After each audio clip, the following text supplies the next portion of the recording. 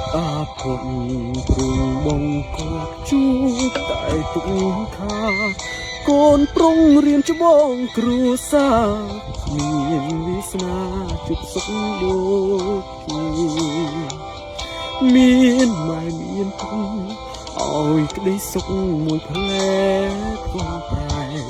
ទុករត់រយលៀនដងទ្វេមានគុណណាប្រដូចបានម៉ែមកមានគុណរងទុកគ្មានអ្វីព្រៀបផ្ទឹមកូនធ្លាប់ឃើញស្នាមយោញឹមម៉ែជុំជុំរូបកូនព្រម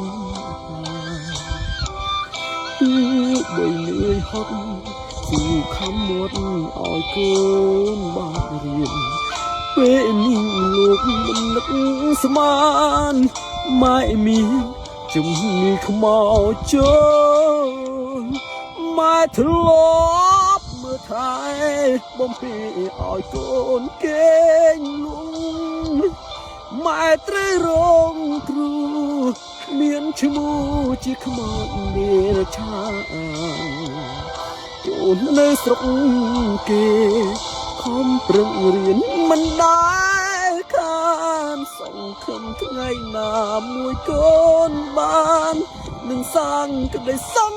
ជូ